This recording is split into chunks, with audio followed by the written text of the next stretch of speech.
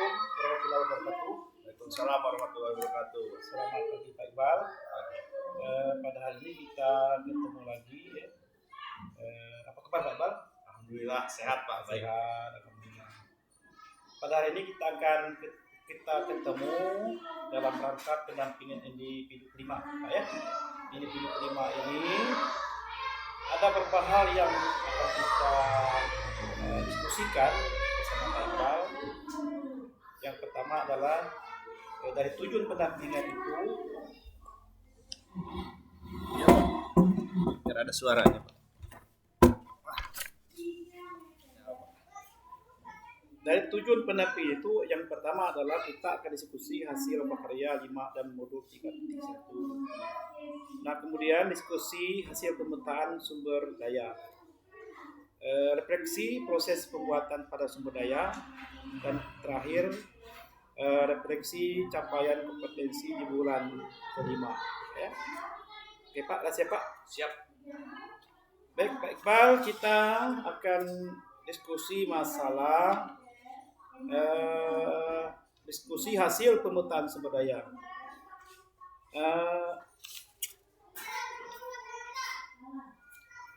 Apa yang Bapak temukan ketika melakukan proses pemetaan sumber daya? Kemudian adakah hal yang menarik dan khusus yang ditemukan, Pak? Yang saya temukan di sini adalah keterbukaan saya Pak, keterbukaan pikiran saya terhadap sumber daya yang ada dijelaskan di modul 3 tadi Pak. Kemudian awalnya saya menyangka sumber daya itu manusia Pak. Ternyata setelah mempelajari itu banyak sekali Pak. Manusia termasuk kepala sekolah, kemudian siswa, murid, ada finansial di sana Pak, ada uang juga termasuk dari bos itu Pak. Kemudian lingkungan, terus kayak apa ya, bangunan-bangunan dan banyak lagi Pak. Kemudian setelah dipelajari lagi banyak sumber daya, nah itu bisa digunakan untuk perkembangan sekolah ini Pak, terutama untuk perkembangan peserta didik Pak dalam proses pembelajaran yang ujung-ujungnya nanti ujung-ujungnya dari tujuan itu merdeka belajar itu Pak. Ya. Kemudian juga di sini ada perusahaan-perusahaan juga Pak, itu masuk juga kayak SPP, kemudian Timah, kemudian yang saya ketahui itu baru 2 itu Pak. Ya. Itu juga masuk ke dalam perbuatan. Ya. Kemudian letak geografis tuh sudah.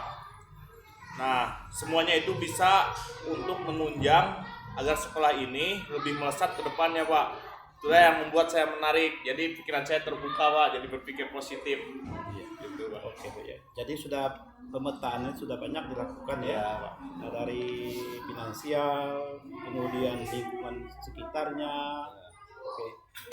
Nah, selanjutnya perubahan apa yang Bapak harapkan dapat terjadi di lingkungan sekolah Bapak setelah Bapak mengetahui sumber daya yang ada, dan bagaimana Bapak mewujudkan perubahan tersebut?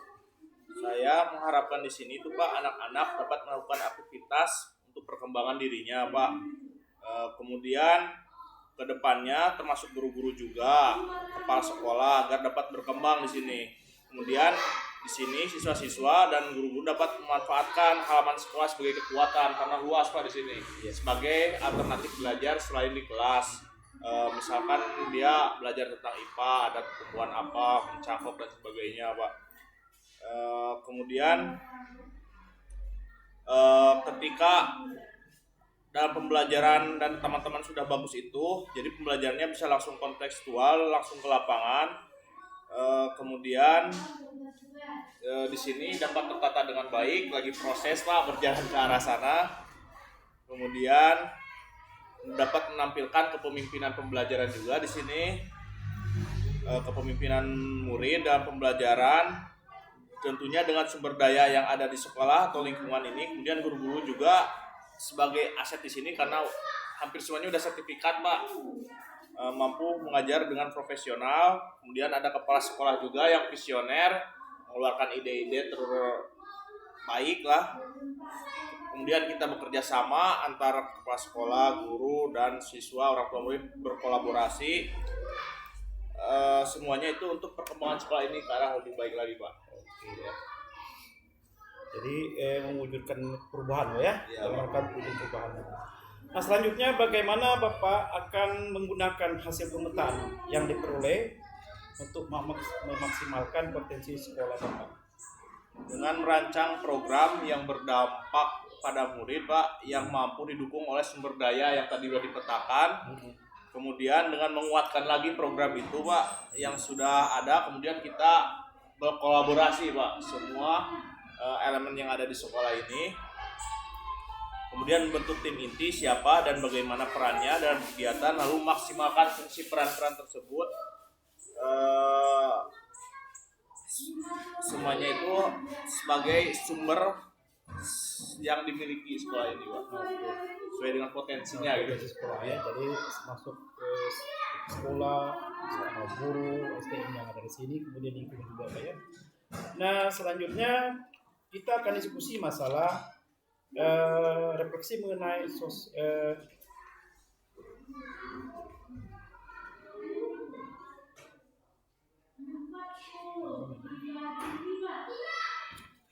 pemetaan Refleksi proses pengambilan keputusan pembuatan peta sumber daya. pada sumber daya.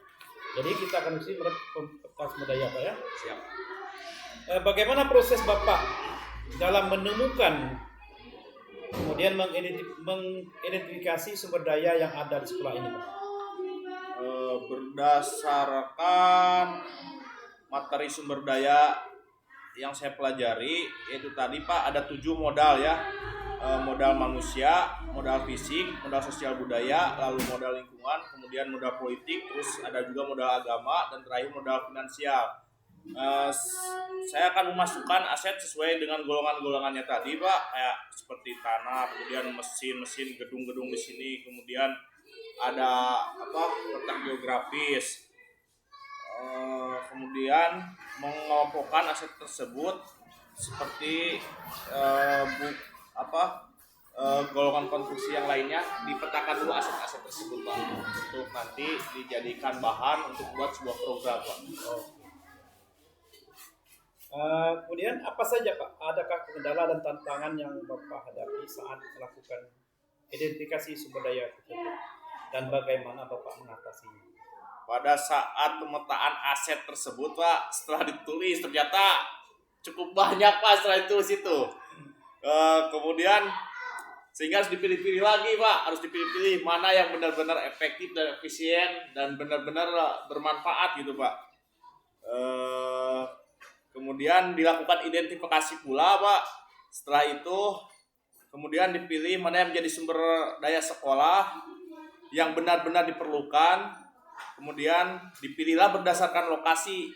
Kan awalnya mau yang Laskar Pelangi digantung mau dimasukkan, tapi terlalu jauh, Pak, akhirnya. Akhirnya Geosip di Kampit juga waktu dengan berkolaborasi dengan Bu Esti kan, karena itu beda kecamatan, jadi dikerucutkan wilayah, jadi kami di Desa Kulubis aja, Pak, ruang lingkupnya. Ada yang di desa, Pak?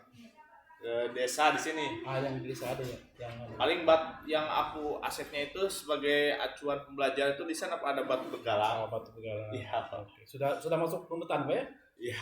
Oke. Cara mengatasi kendalanya tuh, Pak? Ya. Iya, tadi kan meluas, pusing jadi. Nah, jadi dipetakannya lagi menurut wilayah, dikecilkan lagi, Pak. Itu. Ya. Kemudian bagaimana perasaan Bapak ketika berhasil mengidentifikasi sumber daya sekolah tersebut? Perasaan saya senang, Pak. Kemudian lebih percaya diri lagi, dan pikiran saya terbuka dan sadar bahwa aset sekolah itu cukup banyak yang bisa dimanfaatkan untuk perkembangan sekolah ini, Pak. Kemudian dan ada rasa perasaan sedikit bersalah, Pak, karena kenapa nggak dari dulu gitu, jangan kayak gini itu. Tapi kemudian setelah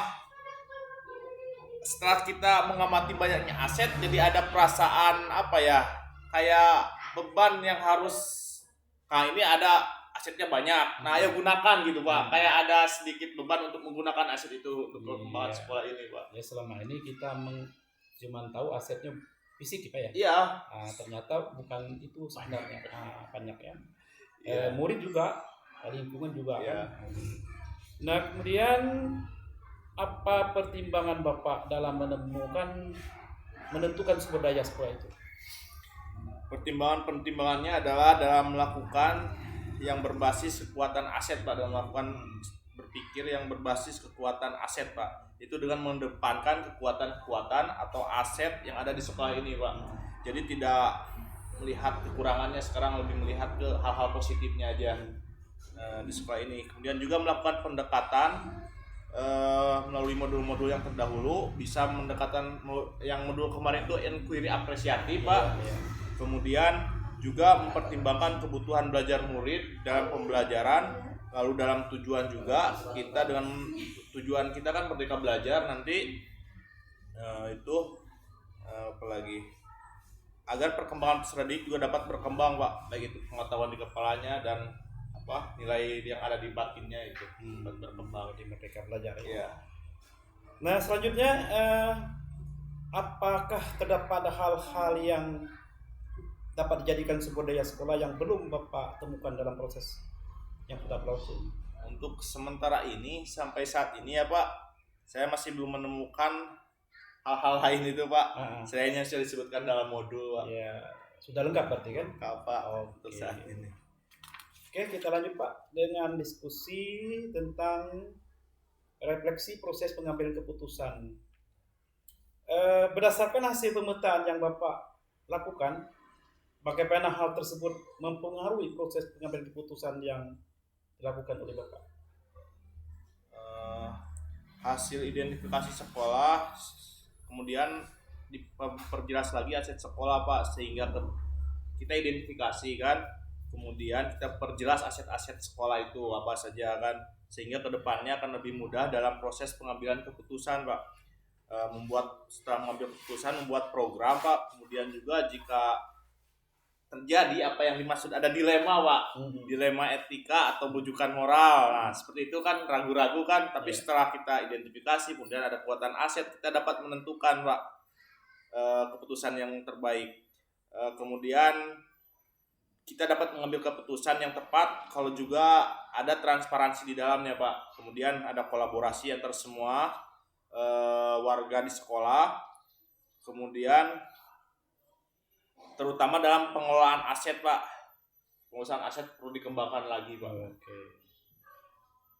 Jadi sangat penting Pak ya dari semua beberapa faktor tersebut. Kemudian apa hal yang menurut Bapak masih perlu dikembangkan atau perlu dievaluasi? Yang masih perlu dikembangkan atau perlu dievaluasi menurut saya di sekolah ini adalah sosialisasi mengenai aset dan pengelolaannya Pak kepada rekan-rekan guru-guru di sini Pak, sehingga pemahamannya bisa sama kita Pak, satu frekuensi ya. Satu pemahaman. Ya, satu pemahaman. Kemudian setiap guru juga harusnya dapat berpikir berbasis aset Pak, jadi bukan kepada kelemahan Pak. Kadang kita kelemahan kan, gini. Jadi saya juga awalnya kelemahan Pak melihatnya itu, jadi pusing ke kepala. Akhirnya setelah berpikir berbasis aset itu jadi positif pikiran, jadi ada kelegaan di dalam pikiran Pak. Kemudian dengan demikian Pak, proses yang berpengaruhnya pasti proses pembelajaran Pak, karena kalau sudah terbuka aset itu kemanakan, maka akan tercipta pembelajaran yang berpihak pada murid Pak, itu di ujungnya. Kemudian terakhir perlu adanya evaluasi dalam pengelolaan aset, ada juga kolaborasi dan kekompakan untuk bekerja sama demi perkembangan sekolah menuju lebih baik lagi Pak. Oke. Jadi istilahnya pengambil keputusan itu demi kepentingan sekolah dan sekolah. Nah selanjutnya apa hal yang menurut Bapak mendukung keberhasilan dari keputusan yang diambil itu? Hal yang mendukung keberhasilan dari keputusan yang diambil yaitu pengetahuan Pak. Pengetahuan dan keterampilan dalam pengambilan keputusan seperti memahami 3 prinsip. Nah, ada pengambilan keputusan itu ada 3 prinsip Pak. 3 prinsip. Nah, 3 prinsip yaitu berpikir berbasis hasil akhir, berpikir berbasis peraturan, kemudian berbasis rasa peduli. Kemudian ada lagi ada 4 Pak di sini. 4 prinsip pengambilan keputusan seperti individu lawan masyarakat, rasa keadilan lawan rasa kasihan, kebenaran lawan kesetiaan, kemudian jangka pendek lawan jangka panjang. Kemudian ada lagi 9 langkah komitmen Pak dalam mengambil keputusan. Setelah itu